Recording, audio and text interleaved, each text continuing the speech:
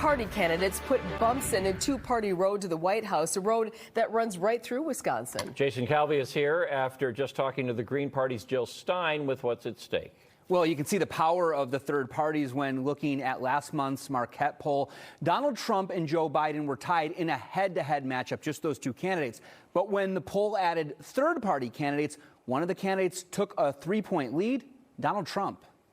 In a state with razor-close elections, presidential candidate Jill Stein is campaigning in Racine. But could her Green Party accidentally make Wisconsin red? Are you going to cost Joe Biden this election in 2024? This is exactly the message they're trying to get out, because they want to intimidate you against standing up and voting for a candidate that will really represent you, not continue to throw you under the bus. There were all kinds of ways that Hillary Clinton lost Wisconsin, like by not coming here to actually campaign. In 2016, Donald Trump beat Hillary Clinton in Wisconsin by about 22,000 votes. That year, Stein got more than that margin, 31,000 Wisconsin votes. Stein backs a liberal platform. That means she could pose more of a challenge to Democrats. We're saying we need some different choices. In 2016, 1% nationally chose her. Is it a waste of a vote to vote for you when maybe you only get 1 to 3% in the United States? So the real waste of a vote is when you don't vote on your own interests, on behalf of your own interests,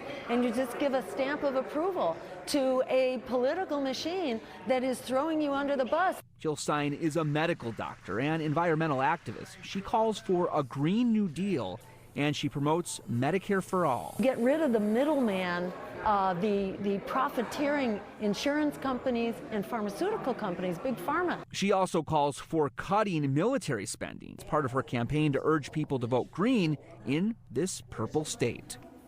Now, the Green Party didn't make it onto the Wisconsin ballot in 2020, the year Joe Biden won by about 20,000 votes here in Wisconsin. This year, the party has secured a spot on the ballot. They'll nominate their candidate, maybe Jill Stein, this summer. This year, Robert Kennedy Jr. is also looking to get on the ballot here in Wisconsin. So, Jason, what kind of support do third parties usually get? Well, I mean, you can go back to Ross Perot in 1992. He set the bar as high as 19% nationwide. That was sort of an outlier. In Wisconsin, we're seeing these third-party candidates get 1 to 3 to 4% percentage points. But again, in a state where the margins are so tight, 20,000 votes separating Trump and Biden, as well as Trump and Clinton, this third-party candidate, Jill Stein, could potentially keep your eyes on her. I'm old enough to remember Illinois' John Anderson in 1980 taking about 5% of the vote. So yeah, they do have an effect. They do have an effect. Sure. Libertarians tend to do the best in Wisconsin as far as the third-party candidates go. About 100,000 votes in 2016, not too shabby.